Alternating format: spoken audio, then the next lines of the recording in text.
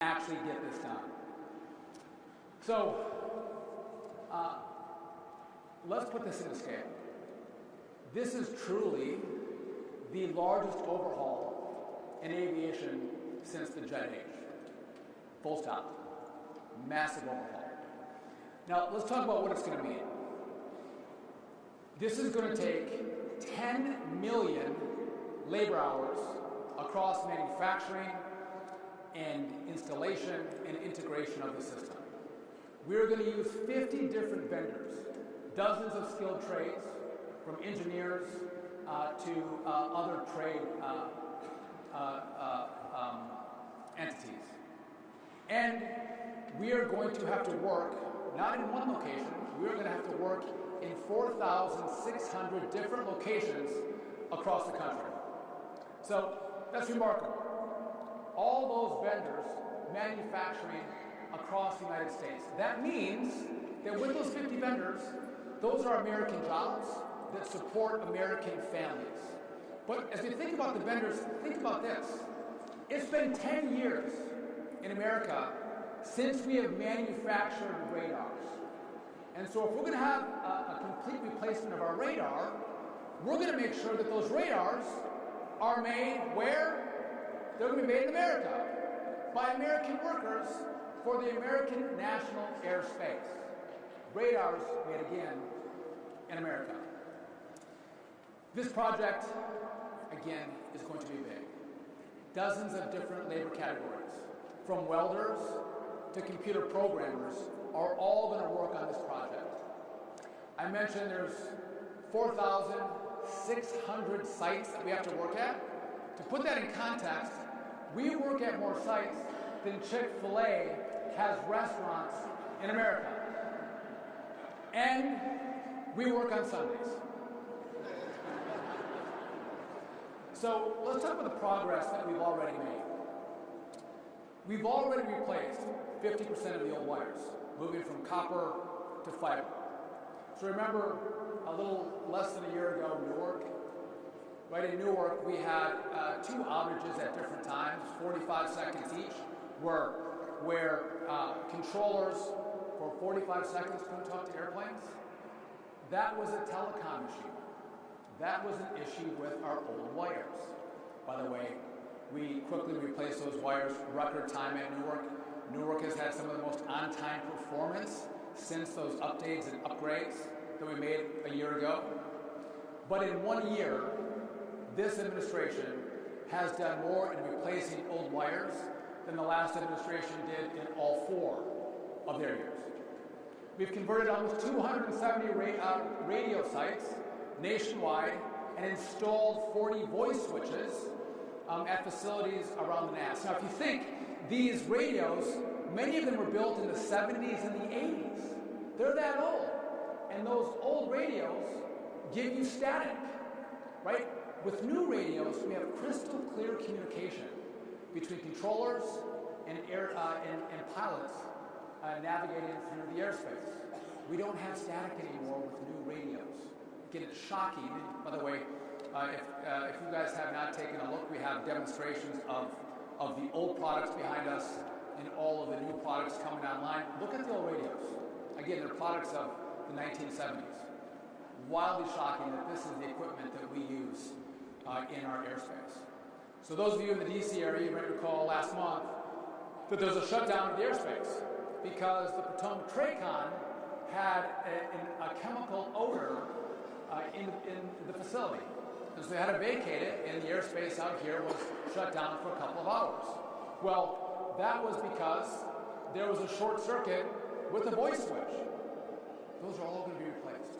But again, you had a short circuit with a voice switch. That's how old this stuff is.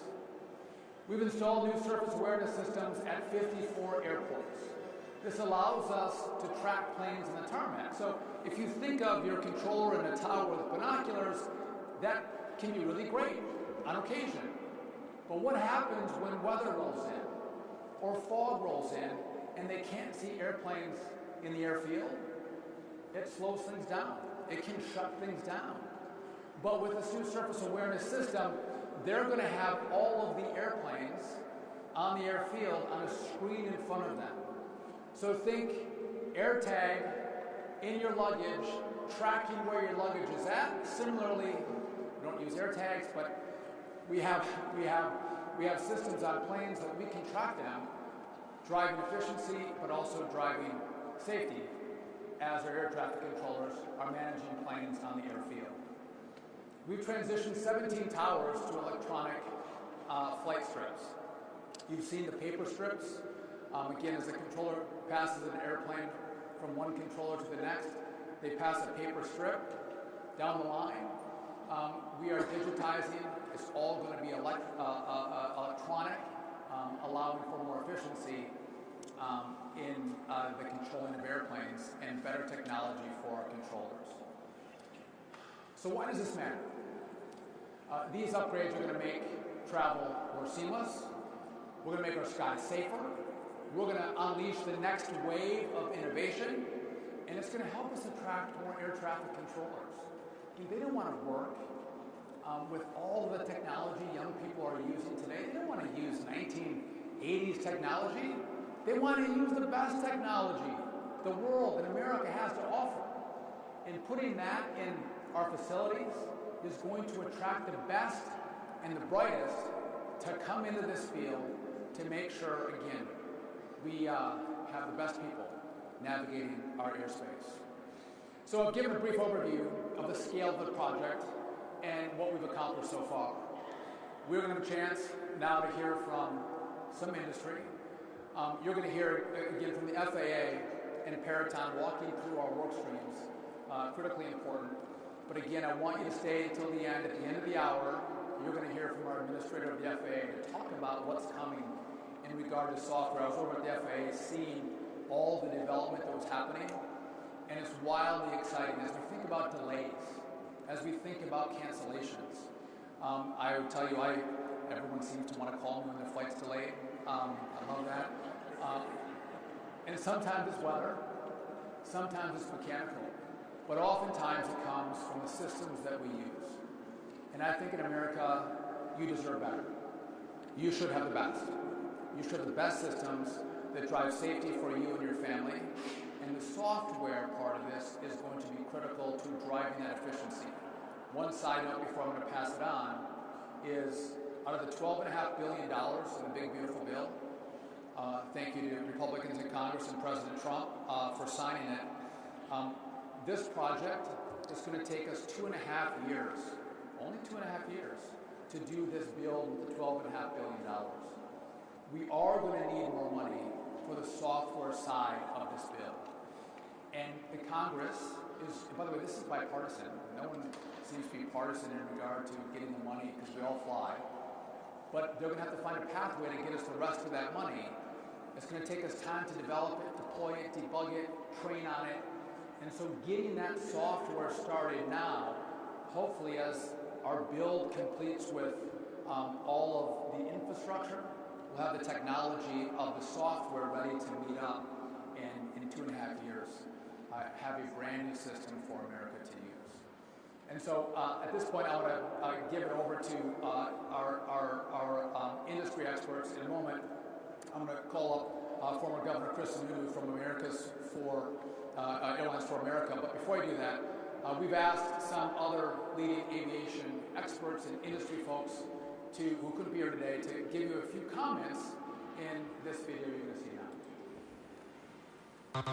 It's happening. It's happening. It's happening. Air traffic modernization is here.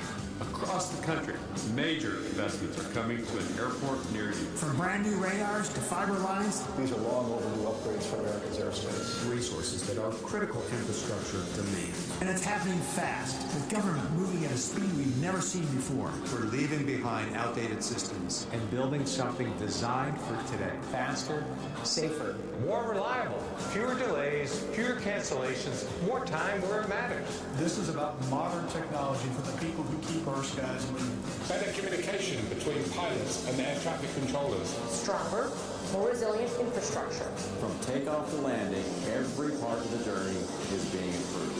Thank you, Secretary Duffy. Thank you to Secretary Duffy. Thank you, Secretary Duffy. and the administration for prioritizing this once-in-a-lifetime project. The progress we've already seen is incredible. Keep going. Keep going. Keep going. Keep going. Keep going. This is what the golden age of air travel is all about. This is the best of American innovation. Built for today, ready for the future. Our skies are getting renovated, and we're all on board. Are you ready?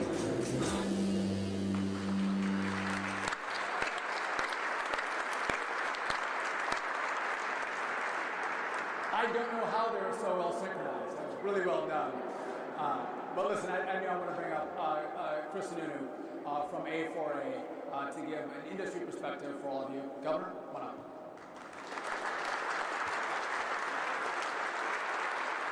All right, this is awesome. As governor, you don't normally get to work with folks that get it in government. And that's just, we all know that. We're here in Washington, D.C. That is not quite a secret. But here at DOT, it is working. And we know the story.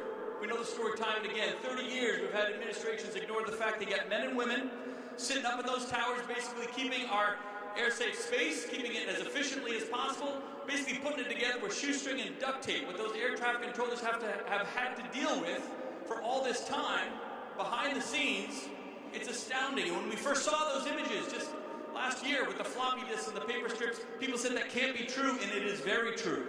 And it's not just a one-time thing, it's all over the country. So I cannot, on behalf of all the airlines across the country, the entire NA National Airspace, cannot thank this administration, Secretary Duffy, Brian Bedford. Always looking so dapper, Brian.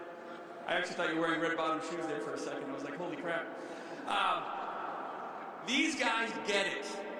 And look, as a governor, I was always trying to keep my large projects moving. You're keeping the bureaucracy, and I don't mean to say bureaucracy and bureaucrat with such a negative tone, but in this context I will. But the bureaucracy and the bureaucrats and the government, you know, they'll hide in their corner. Well, we're going to do it this way. And they won't be transparent. They won't bring outsiders in. But this administration has a completely 180. It's not just the software that's amazing. It's not just the technologies that's amazing. What goes very underappreciated is what's happening in this building and across this town. It's the process. And the process is we're going to bring industry experts in. Folks that have fought against government that hasn't worked for them before. We're going to have them come in because they know the barriers. They know, they've seen time and again projects like this fail. And failure, as we know, is not an option. And yes, in case you didn't get the memo, government doesn't get it right sometimes.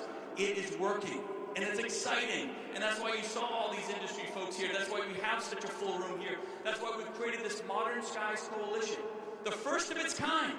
Over 50 industry organizations, corporate partners, trade associations, our union partners, everybody coming together. Groups that pretty much compete on a day-to-day basis. Right? It's like their fifth sport is just attacking each other, competing, but now they're collaborating with one vision, one goal in mind, making sure that this works and this happens.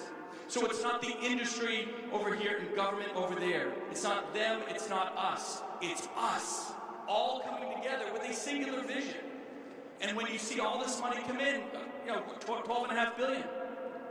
First things before I even entered this industry, we were hearing it in the news. Oh, another major project that'll probably take 30, 40 years. They'll hire a bunch of consultants. They'll talk about some things. Maybe they'll replace a little fiber here, and then they'll come up with an excuse 3 administrations later why it didn't happen. These guys are saying we've got a clock, and the clock is about safety, it's about efficiency, it's about better customer service, better friendliness in the skies, whatever it's going to be. We got a clock, and we have a timeline to meet. And they're exceeding it. I've never seen this before. We really haven't. What they've been able to do in 6 months. Oh, and let's talk about that 6 months. 2 government shutdowns, a fuel crisis, a jet fuel crisis we're seeing spurred over in the Middle East. Hopefully that'll be done pretty soon. Workforce shortages. These are all typical excuses that would typically allow a government to say, well, you know what, we're really going to get things going in late 2026. No, they didn't let any of that slow them down. They kept bringing in the industry. They kept being transparent. They're doing things like this to make sure people know exactly where they are, where the opportunity is, where the barriers are, and they're going. And they're bringing in, is it going to be a bumpy road? You bet it is. But again, they're not letting it slow us down at all. And this whole idea of us, that we are one, that we're working together in sync, Never happened. Definitely not in this town, right? So it's exciting.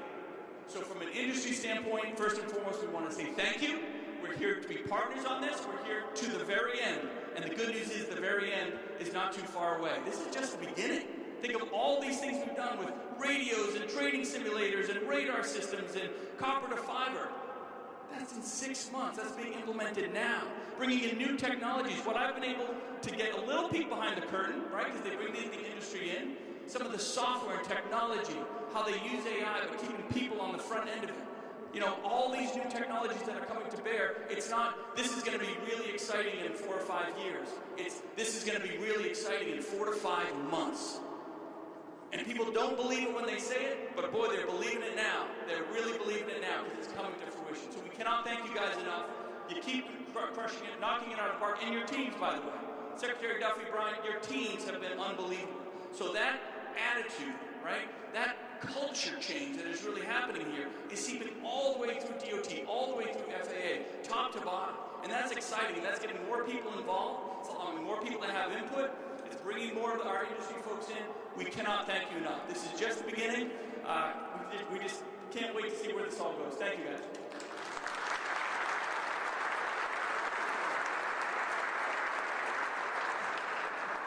These politicians are so good. Great speaking. Well done. Part of the Modern Skies Coalition, we have over 50 members. And this spans, again, groups that don't always see eye to eye, groups that don't always get along, but in modernizing our airspace, everybody has one vision, one plan, everyone's standing together, just like the bipartisanship we see on this in Congress. And I want to bring up our next speaker, who again, he represents our air traffic controllers, NATCA. It's the union. And these are the men and women that you never see because they work in centers and TRACONs and your towers, and they keep your flights moving. They keep your flights safe. We never meet them. Sometimes we feel like they're nameless and they're faceless, but these are critical components to making sure that our airspace functions and it's safe. So let's bring up the NACA president, Nick Daniels.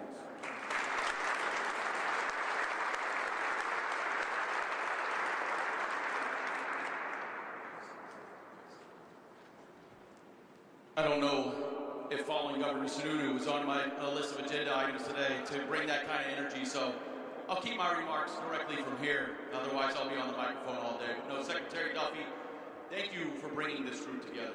Administrator Bedford, same as well. But look around this room. It's been said already by the Secretary.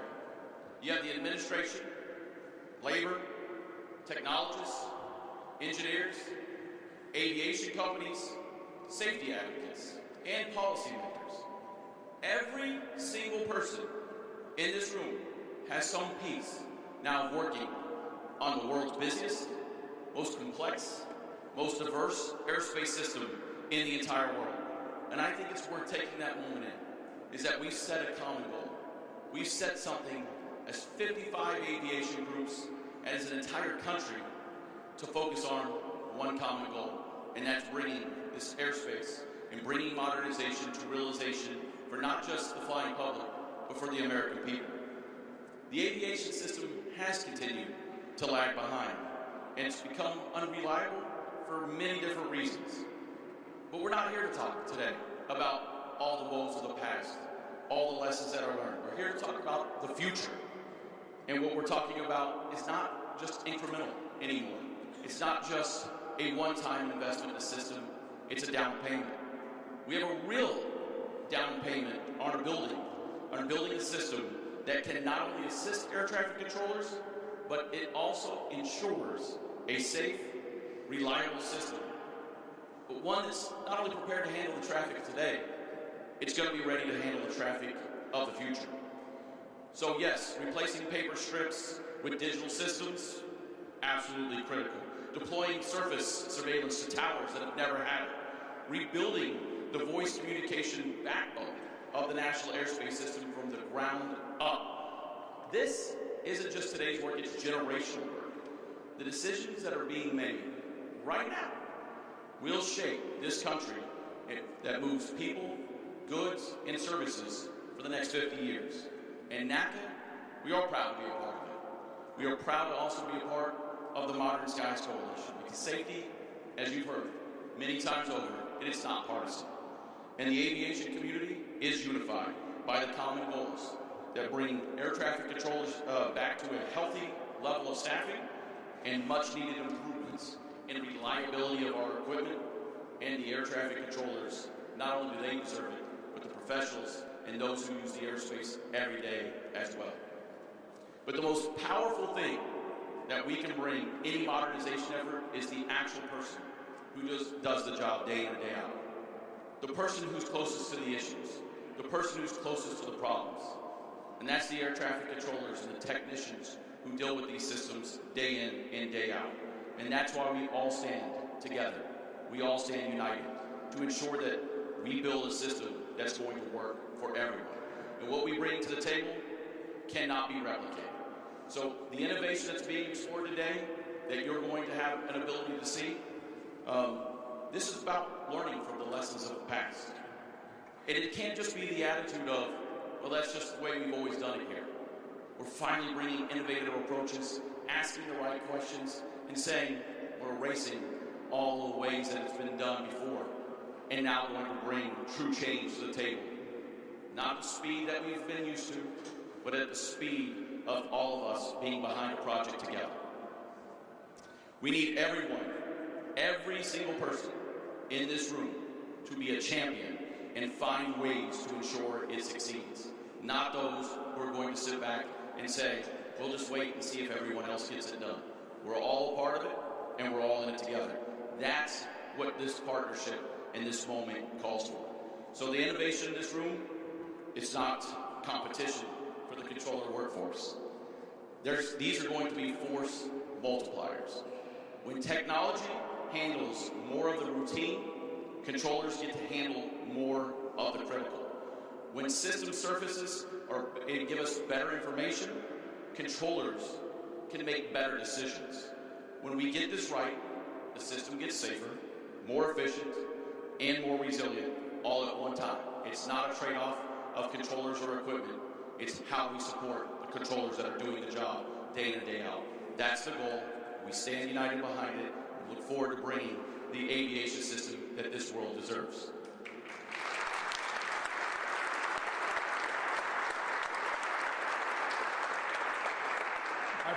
I appreciate that, Nick. Nick has been a great partner, sometimes a really tough partner, but we get along well because, again, we all have the same vision of where we want to take our systems and our technology. So I'm excited next. We're going to have an opportunity to hear from the Chief Technology Officer at the FAA and from Peraton. Now, Rebecca Guy, who's from the FAA, we have spent a lot of time together. She's explained a lot. We walked through a lot for the last year. She has just been remarkable as this vision has come together about what systems have to be replaced, how do we do it, and the common refrain to Rebecca was, can we go faster? How can we do this more quickly? But she is a rock star at the FAA. They're going to walk through our work streams. It's going to be about 15 minutes of the work streams that we're going to engage in to accomplish this part of the build of the $12.5 billion. The president had said, well, listen, the FAA hasn't always been the best builders. Maybe you should partner with a project manager who can help with the build itself. We've selected Peraton, and Justin and Rebecca are going to come up and talk about where we're at, what those work streams are, and how quickly and how safely we can get this done. So, Justin, Rebecca, come on up.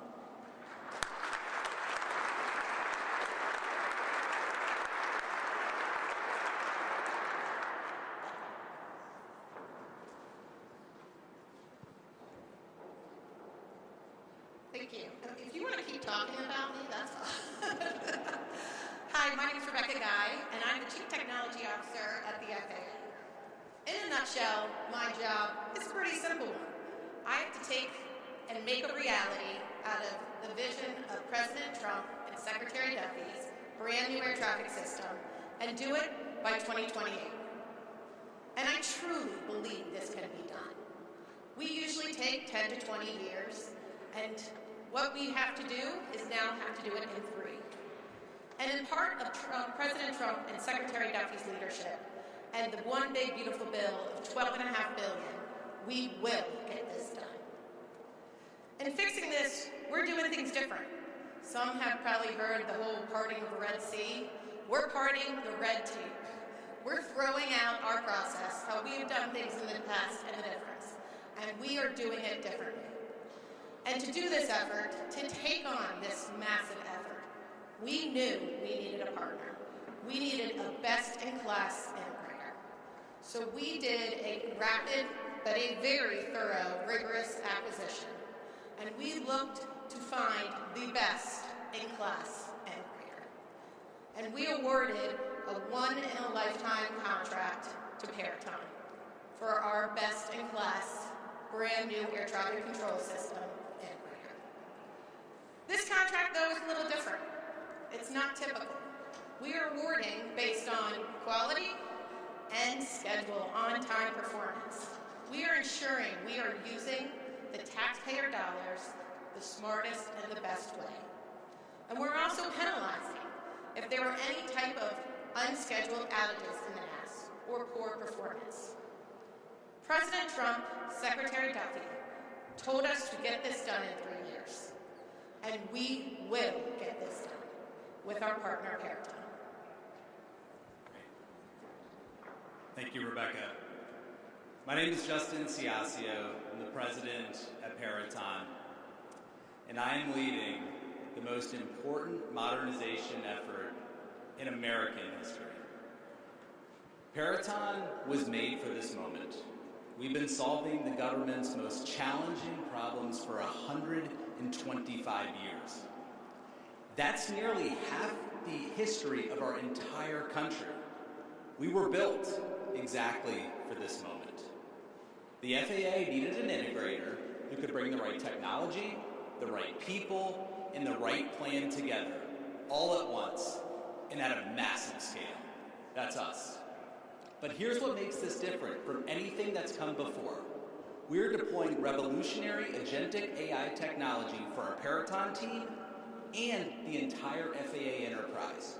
We're doing this to manage this program at a speed and scale that is simply impossible for humans alone. Think about this. 1.5 million records are analyzed every single day. Active work, planned work, resources, schedules, all of it in real time. We've already ingested and analyzed 5.7 million schedule and resource records detailing the entirety of FAA planned and historical work. But what does this really mean for the program? Well, risks are caught before they become crises. Schedules are stress tested before they break. Supply chain gaps are flagged before they cause delays. Tasks that used to take the team days or weeks, they are now complete in minutes or even seconds. And that's not an exaggeration. That is the new baseline.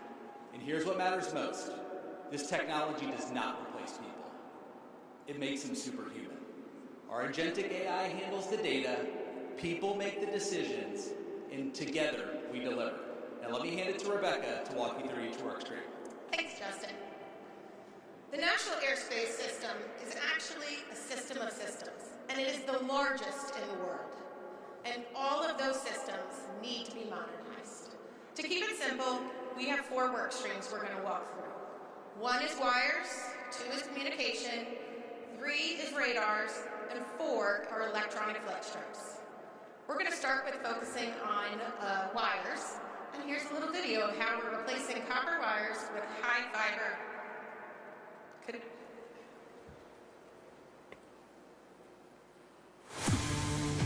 Flying safe isn't just about the plane. It's the network of air traffic controllers guiding every move. For decades, that network relied on old copper wires. They're ancient, and most importantly, they break. Remember the Newark Airport mess in 2025? That was a wire failure. It shut down controllers, radios, and radar. Copper, it's a thing of the past. Fiber, it's the future. We're ripping out thousands of miles of old metal and replacing them with high-speed fiber. This is the copper that the FAA is getting away from nationwide, and we're going to fiber like you have at your house. Its durability is better, and it will last much longer. The new wiring that we got, it allows for that connection to be stronger and to go across longer distances. Some of the problems that we face with copper, as it ages, it starts to deteriorate, killing the signal that we send out. The behind-the-scenes stress of the controller's job isn't hard enough, so if they don't have to worry about the technology failing as much, that will definitely make their jobs a lot easier. Pilots and controllers need to have communications at all times, and those communications need to be very reliable. Joe Biden and Pete Buttigieg, they said it would take more than 10 years. That's absurd. We're getting this done at the speed of Trump. With fiber powering the way, we'll have faster data, less outages, and a system that's fit for the 21st century.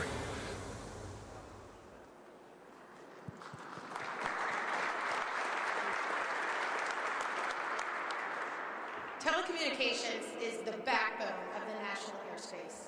It connects over 5,000 facilities: radar, weather, voice switches, radios, automation. Everything relies on that telecommunication. And today, our connections are from the 1960s. Remember rotary phones? Most of you will say no.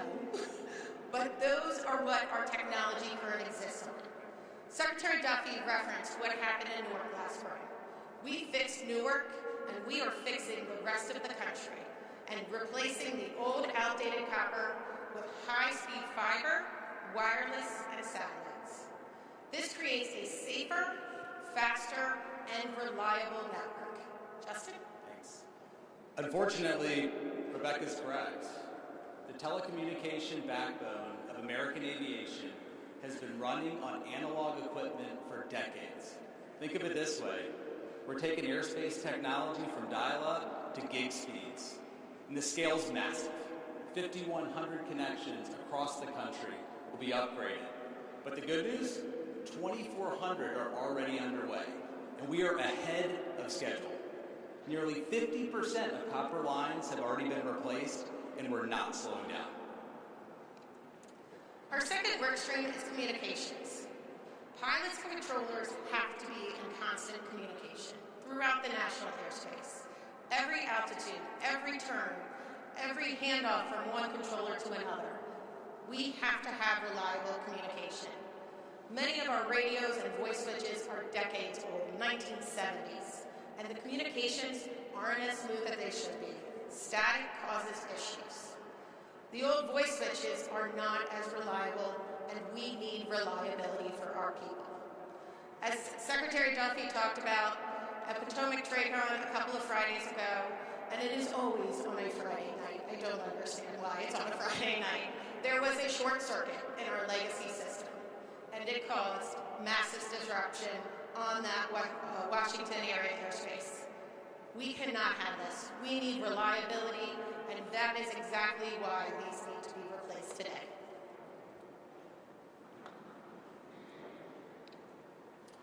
Thank you. More than 27,000 radios at 1,600 sites. All of them are being replaced. In fact, more than 250 sites are already complete, with more coming online each and every day. But this isn't just about new hardware. This is about what happens when a pilot and a controller can finally hear each other clearly. We are installing new voice switches, the technology that allows air traffic controllers to communicate with pilots and each other. We have situations today, though, where two people are talking at once, garbling the message, instructions get blocked, words get missed, and the consequences can be dire. These new voice switches will help controllers and pilots avoid stepping on each other's transmissions. In short, we're building a telecommunications backbone engineered for the future. It was actually taken out of the tower just a month ago. Our third work stream is radars. Controllers track aircraft using radars that show altitude, direction, and other nearby aircraft. Many of these radars date back to the 1970s. They're breaking down more often and are very costly. Radar is critical for resiliency and for redundancy to our GPS system. And we saw this actually in 2022 when there was a GPS outage over Dallas-Fort Worth. We also need radars on our surface. Our current surface movement radars that track planes on and around surfaces also are missing and do not have the right parts. When they fail and the parts are not available, we have to shut them down until we can find a replacement part. These systems need to be better, and we are replacing both with brand new state-of-the-art radar. And while we're talking about surface safety, we're also bringing a new surface safety awareness system to all the other airports that currently only use binoculars or their own eyes to look out the window. This way, controllers have another tool in their toolbox when weather gets bad and they're able to track those aircraft across the surface. Thank you.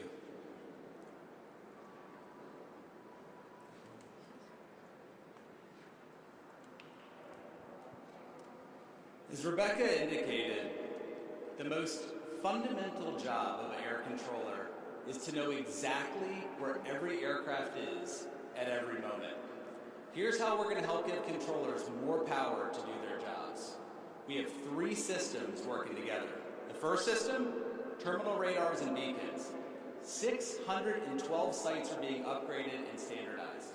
And last week, we onboarded 5 new radar technical instructors at the FAA's Air Traffic Controller Academy in Oklahoma. Because at the end of the day, building the right infrastructure means nothing without the right people to support it. The next system, surface movement radars. These are the radars that see what human eyes cannot, tracking every aircraft and vehicle on the airport surface through fog, rain, and total darkness. When visibility drops to 0, these radars are the last line of defense. 53 total sites are planned, 2 are already complete, both in Houston, and installations are happening right now in 3 major airports, San Diego, New Orleans, and Newark. Finally, the third system, the Surface Awareness Initiative, or SAI. 220 SAI systems are planned, 54 are operational, and 42 more are in active installation process right now. These systems give controllers a real-time picture of everything moving on the ground. Every aircraft, every vehicle, every potential conflict. We're moving out on this. Our fourth work stream is electronic flight strips. We're ditching the paper strips for good. Check this out on how to go from electronic flight strips will change the game for controllers. Paper is great for taking notes, but not for tracking your plane in the sky. Air traffic controllers have used paper strips to follow your flight. These strips contain all the important info, including your flight number, route, plus airport information. Being able to have all this stuff done electronically reduces any kind of issues with handwriting, with paper strips getting lost. That's why we're going digital with electronic flight strips. We're moving past paper and putting that information on one smart computer screen. I've been in the FAA for about 18 years, and this is the biggest upgrade that I've seen in my entire career. The controllers are loving it. Once they get to use it, they don't know how they live without it. Without these technologies, America will be stuck in the past. It is going to change our game completely. There is no going back and seeing which flight strip do I have. Do I need to change this? Do I need to add this? Do I need to stop this? Everything's going to be immediately uploaded to the screen. It's really important that we get our technology out of the 1940s and 50s and give the air traffic controllers the best and most modern tools to keep us safe. Paper trails are history. Now thousands of flights are tracked at lightning speed. This is a national priority. It's the President's signature vision for rebuilding America at speed. No more lost paper. Digital is made for the golden age of travel.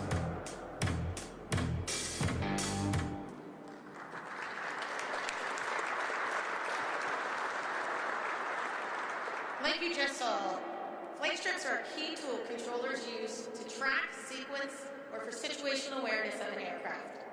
Using paper strips today often means controllers are having to do administrative tests, whether it's passing that flight strip or counting, and that collectively can cause a loss of situational awareness. And sometimes that loss of situational awareness can result in an accident, such as the NTSB findings in the 2006 Kentucky accident. We have to do better for our air traffic controllers. Digital is now. These electronic strips will ensure a controller workload, they will ensure efficiency, but most importantly, they will ensure safety. You're right, Rebecca, and we can do better. And we owe it to the controllers, the pilots, and the traveling public.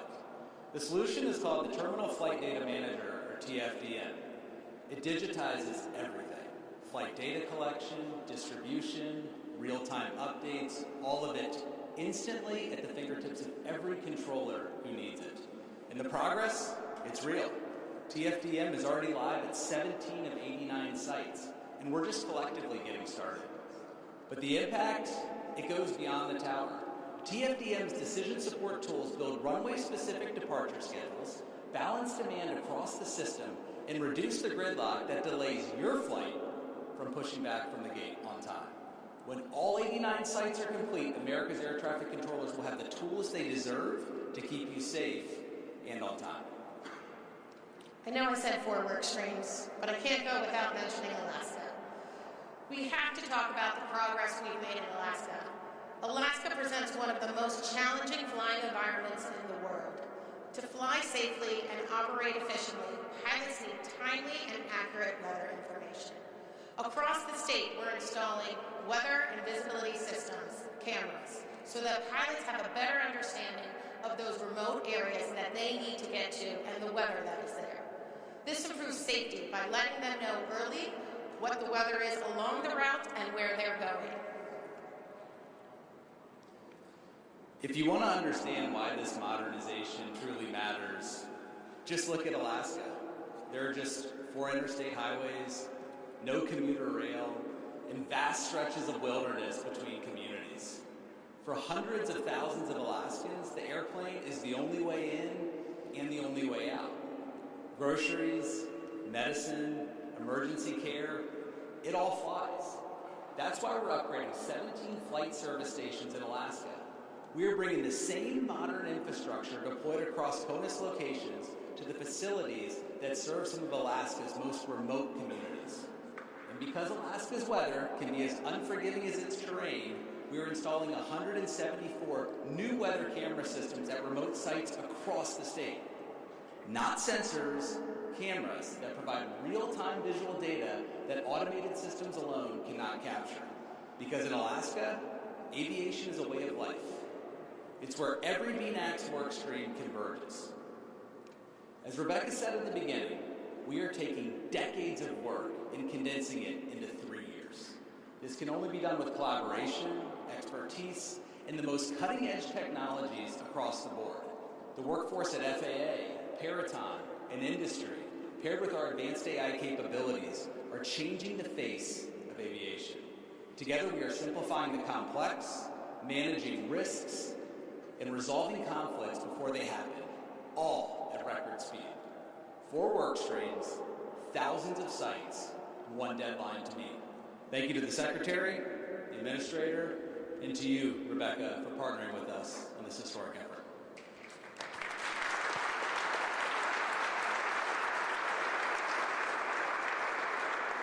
Thank you, Justin. As Secretary Duffy mentioned, 1 year ago, he stood on this stage and announced the brand new air traffic control system. If you were here and you saw pictures or videos, you would have seen this entire stage littered with equipment that many people commented looked like it was from the Smithsonian. 1 year later, I invite you to go into the back after this is done. What you will see is that equipment that most likely has just come out of an operational facility, and right next to it, the brand new technology, getting ready to be installed into an operational facility. It is amazing what has been done in 1 year. The vendors that have been throughout working on all of this work have literally moved mountains. It has taken all of us. And it is not just for the major metropolitan areas. This is for every airport across the country. Every user, commercial, GA, military, will see a benefit of this. I have to say thank you to Secretary Duffy, thank you to Administrator Bedford for your leadership. On behalf of the FAA, the vendor community, Peraton, we are not only ready, we will be successful. Thank you.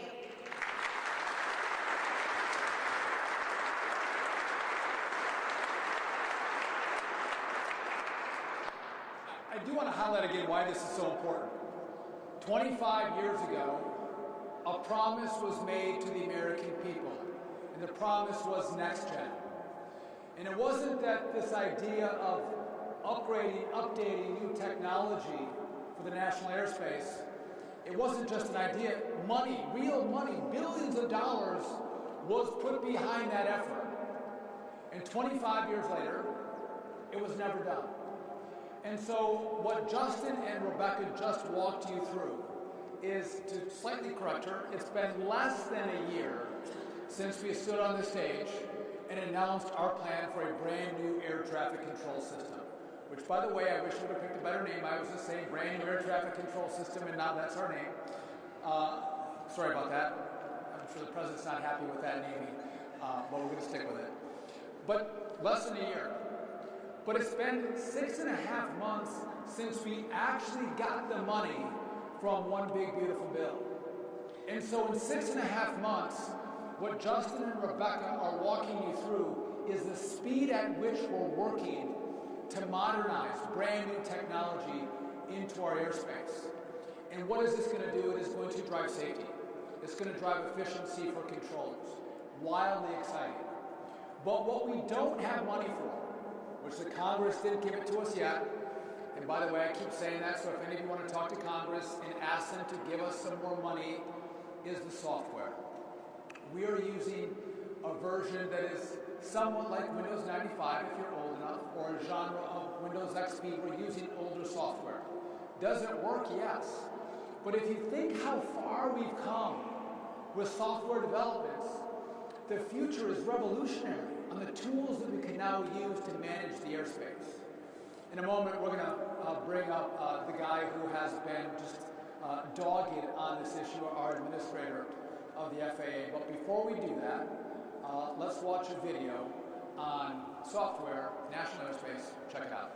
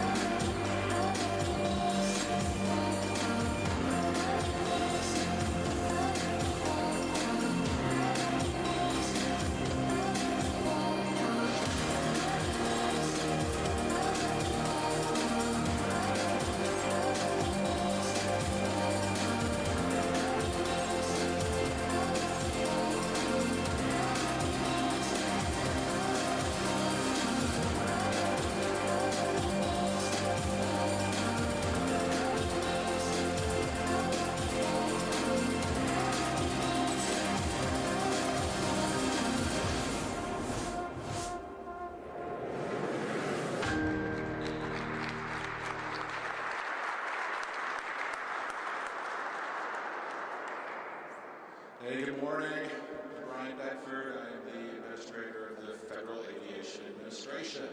And it's certainly a great time to be in the aerospace industry. I have to tell you, I feel really blessed to be part of this team and part of the mission. The President set a vision for us to modernize air traffic control over the next 3 years. You've heard a lot about that, but I'm going to walk you back in time just a little bit, because in order for big projects to be successful, it's not enough to just say, go get her done, right? We've tried that. We needed to actually have a strategy. And what was the strategy that the FAA was going to employ to get a big moonshot type project done and to do it at record speed?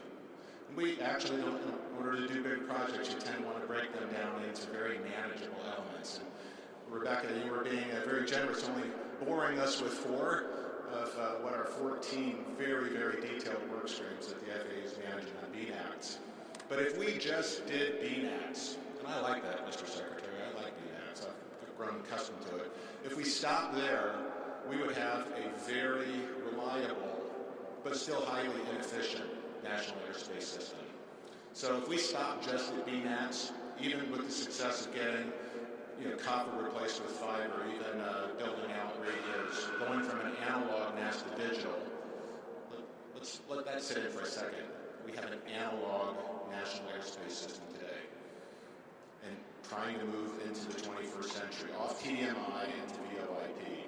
Okay, but get distracted, and that is the number one reason big projects fail, is we get distracted. So building work plans that are highly actionable, highly transparent, highly accountable, that was step 1. But in our strategy, BNEX was one of 3 pillars. People. People is actually the foundation of safety in the national airspace system. No secret to you, you've heard we're shorthanded. Air traffic controllers, which is why last year the Secretary announced he was supercharging hiring. And we've done that. We've successfully onboarded over 2,000 people last year, another 2,200 onboarding this year, another 2,300 next year, 2,400 the year after that.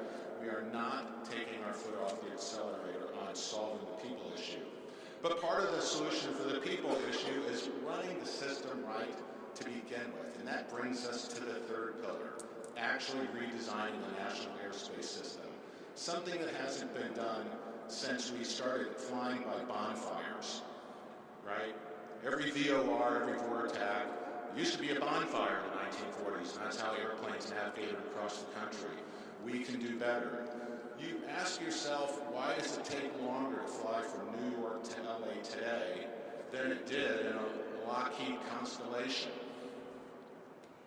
And the answer is the airspace has not modernized. The technology has, the jet engine, great invention, but we still operate on the same highways and skies that we operated at in the 1940s and 50s.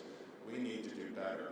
And in fact, the way we operate the airspace today adds risk to the system, because we're putting all of these aircraft in the same traffic lanes. It's like Los Angeles gridlock up there. We can do better. And it starts by thinking of the NAS as an organized system. And no offense to our A4A friends, but today we optimize a system for each of the airspace competitors.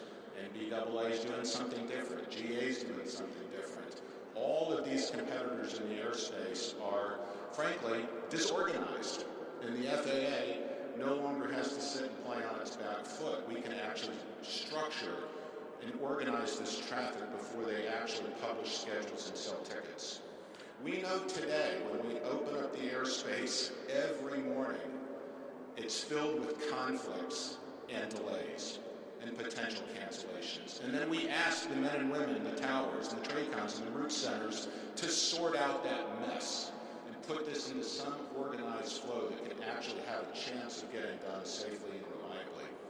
We can do better. And the future starts now. If you think about this, for those of you who follow FAA procurement, we put out a notice of procurement, a challenge grant in November, was it, Rebecca? For 2 things. 2 system developments. 1, common automation platform, which you've heard the Secretary discuss. Not funded, but we certainly want to get ahead of the process and understand what the art of the possible is, and what will it cost to deploy. There's a second element Rebecca didn't mention. Putting fiber in the ground isn't enough. If we want to actually move into a digital NAS, we need a robust data network system. We need to get into the cloud. We don't have the money to do that either, so it's not just about getting the common automation platform. We have to replace the federal telecommunications infrastructure into a new enterprise network system. That will be the key to unlocking all these benefits.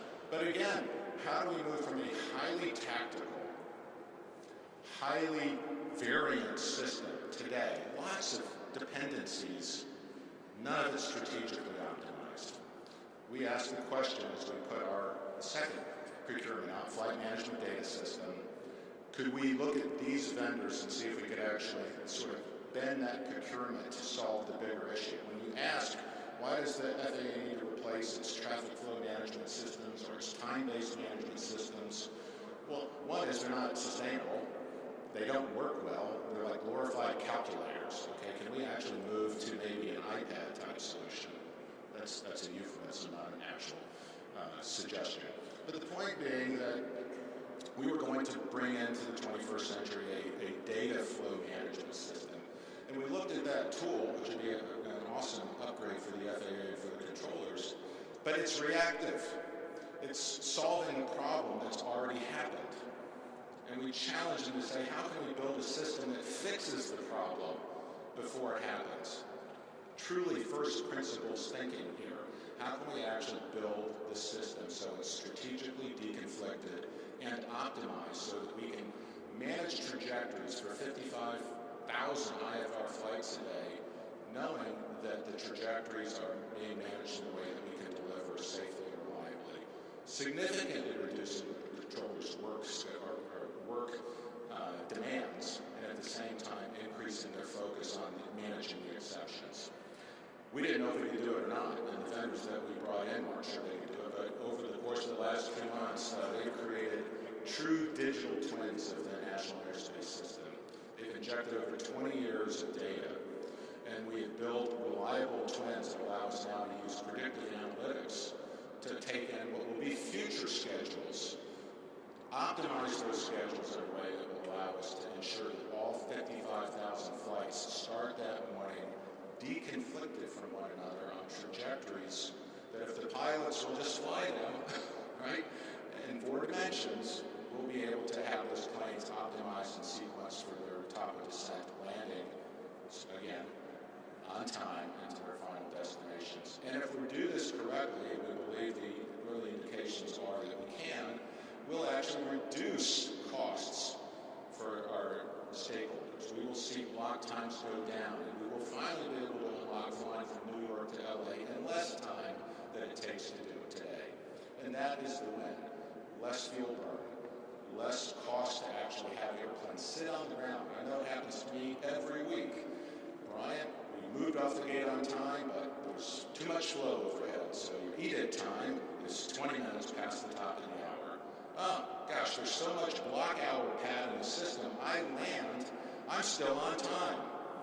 In fact, I'm early, but guess what? My gate's occupied because you didn't expect me to land on time, and so I sit again. So 40 minutes of my flight is sitting on the ground waiting for someone else to get out of my way so I can actually get off the plane. We can do better, and the smart systems that we're building, strategically managed air routing systems, smart system air route trajectories will get us to a place where we can actually start the day knowing that we can deliver for the American public. We can fly these flights, we can fly them safely, and we can fly them on time. And that is what we're asking Congress to fund for us. That is the opportunity for the future. That is the third leg of true modernization. Now, nobody on the planet is doing this. You'll hear some folks refer to this as trajectory-based operations, something the FAA tried to do maybe 15 years ago. Big fail.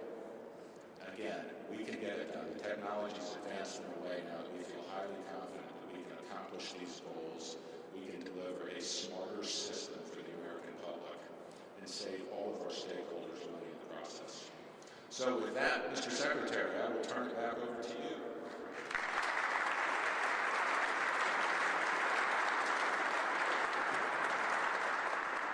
We're going to turn over to questions in a second, but just to maybe highlight a point, Brian and Rebecca are not at their computers trying to program how this is going to look. They have partnered with some of the greatest companies in America that are helping develop these tools.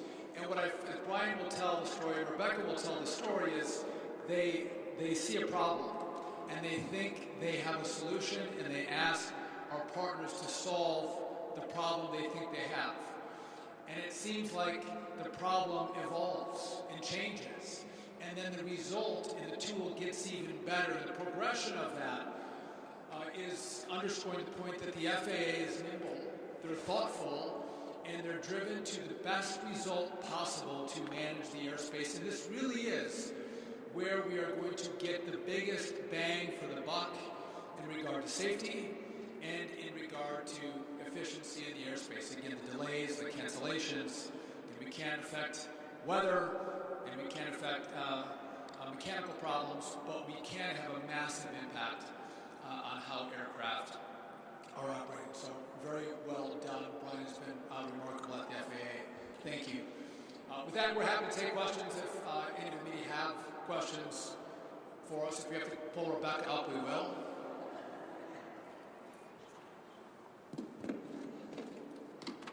Hi, this is Fiona with NBC News. How do electric vertical takeoff and landing aircraft affect air traffic control? So, great question.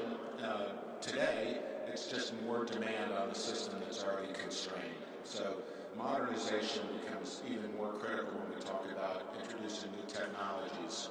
And that's happening. Drones today, as an example, drones today last year, I think we did just under 1 million drone deliveries across the country in our various sandboxes where they're operating. We'll do over 10 million drone deliveries this year.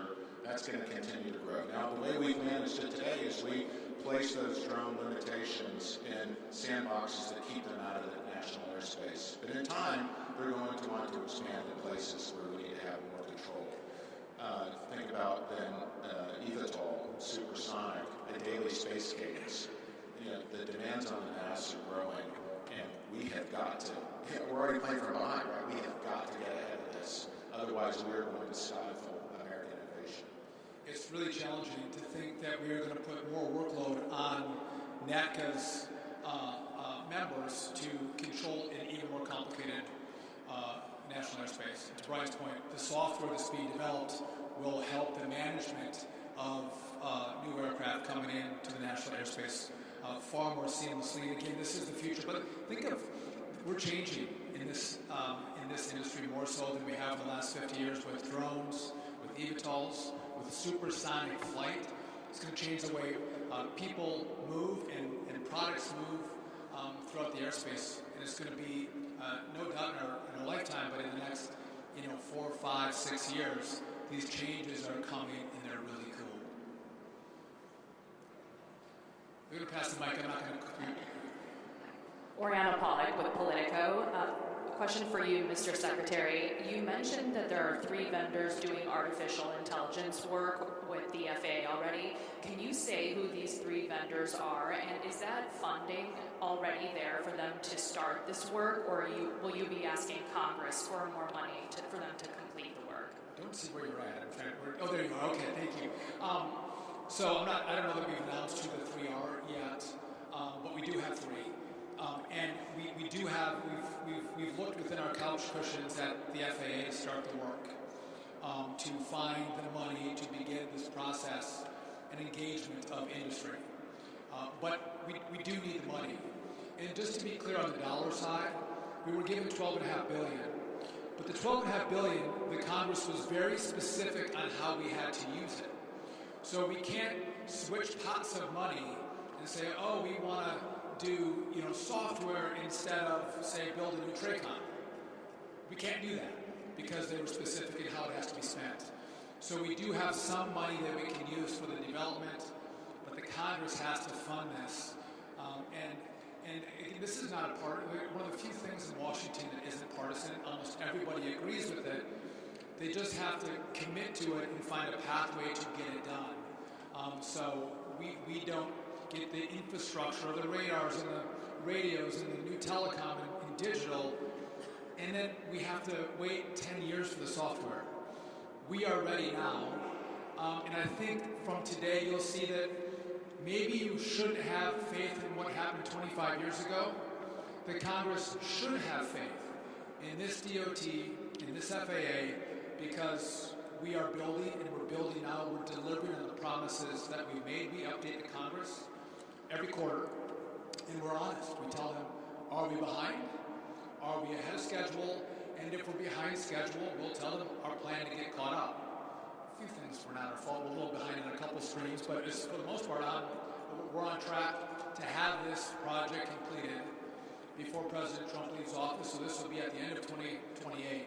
We'll have spent all $12.5 billion. But to the Congress, we do need the next tranche for the software. Hi, this is Allison Versarel from Bloomberg News. I'm sorry, this question's a little off topic, but I did want to ask about Spirit Airlines and where the government stands on potentially stepping in with a bailout or maybe taking a stake in the company, and also what you're hoping to get out of the meeting later this afternoon with the low-cost carrier CEOs. You were talking about the spirit of the airspace? Listen, obviously that's been in the news. This is a different... You can't have any of our money. I think the president was on CNBC this morning. He's directed us to take a look. I'll have a conversation with the president later today. And I am talking to low-cost carriers. I meet with them once a year. This was planned some time ago, so they are going to be in today. And we'll have a conversation with those folks as well. I don't believe Spirit is in today, so it's the other low-cost carriers. But again, the president says take a look, and he is my boss, and so we will take a look.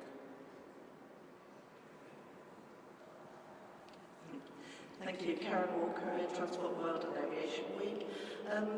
Really for both or either of you, we've heard, of course, you've got your integrator, and you're in the process of getting contracts out to system managers, for a better way of putting it. How do those different roles work, and how will they work together for this system? Yeah, so Paraton, think of them as an extension of me. They are, I speak with the voice of the administrator, they are our agent. They enter into reciprocal agreements, ACAs, I believe is the term of art, for working with our other vendor communities. So through those relationships, they are in fact quarterbacking the project from here on out. Now the FAA leadership, Rebecca, Neil, and others are, I mean, literally every week we're working with them to make sure that we are informed about things that we need to think in terms of pushing vendors, maybe deconflicting some of the project implementation. Let's not forget the fact that over 18 million flights, IFR flights a year are still going through the airspace. Over 1 billion passengers are safely carried through the airspace annually. So we have obviously a significant challenge to modernize, all without causing any disruption in the current national airspace system. A fun challenge.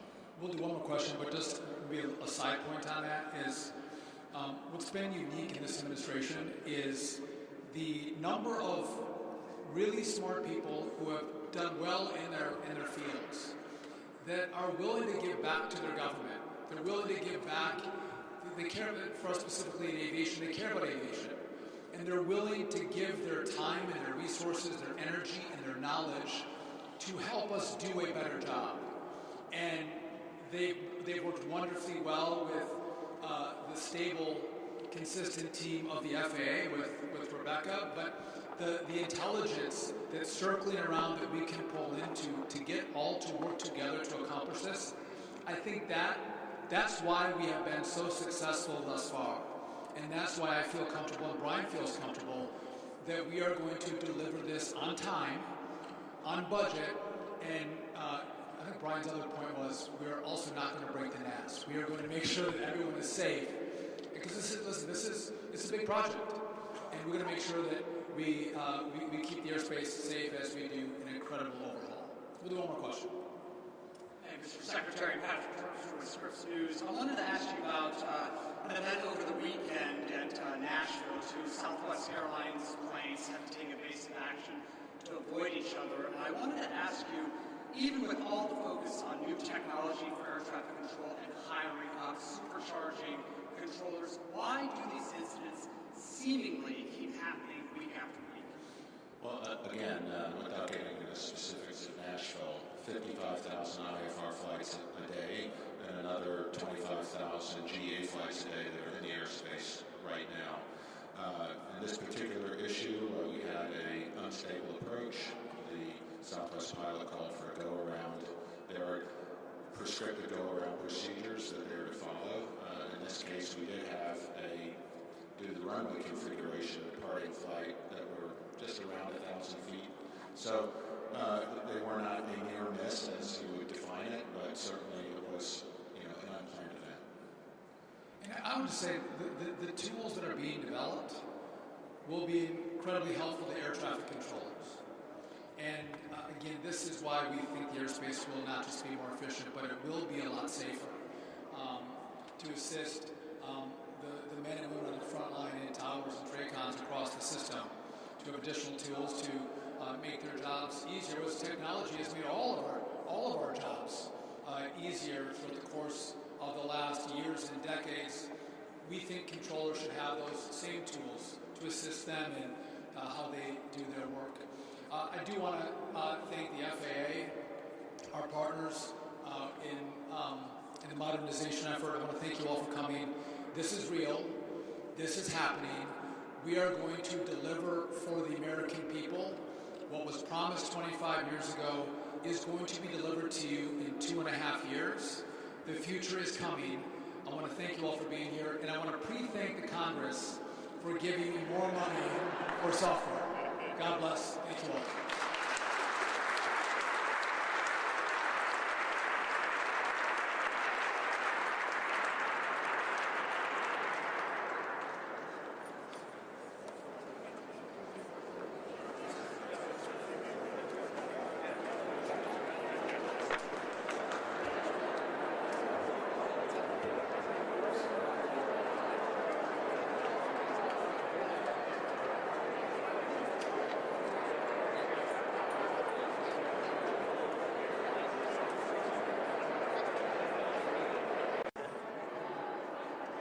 So our storyline is to start here, looking at the old technology language. So because the civil aviation said that we're talking about infrastructure, starting off, showing you the storylines. Yeah, and we're moving away because today you're looking at the 66 blocks, you're looking at the punch down, everything. These are all still. We've got the audio patches. All of this is the audio. It's still operation. Today, everyone has iPhones, that's everything. We're looking at the library. We're looking at the access point. As you go further in, you start looking at most folks will recognize that. That's right. I was going to say,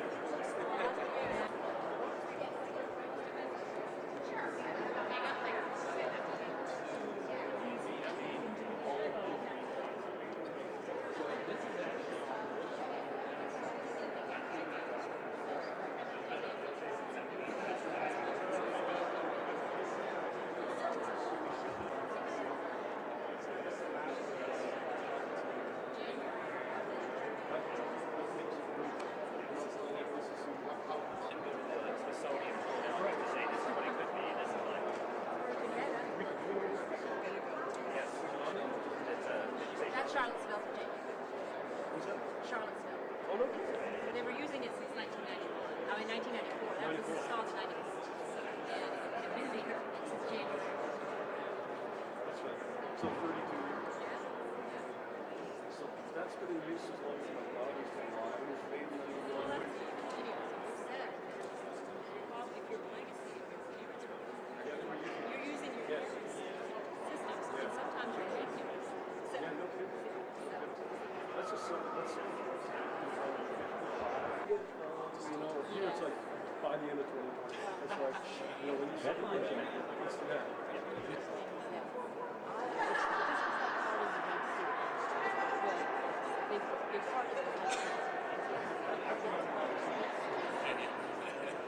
Feel free to say that.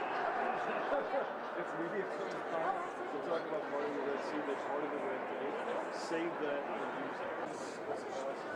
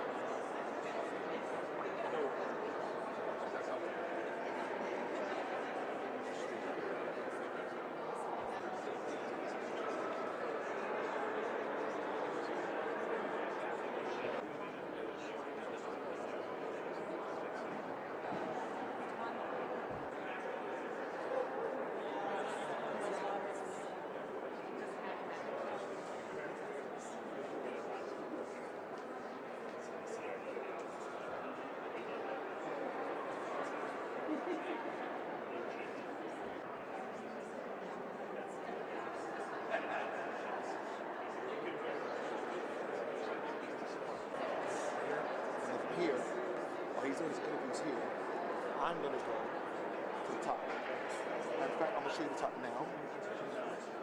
One at a time.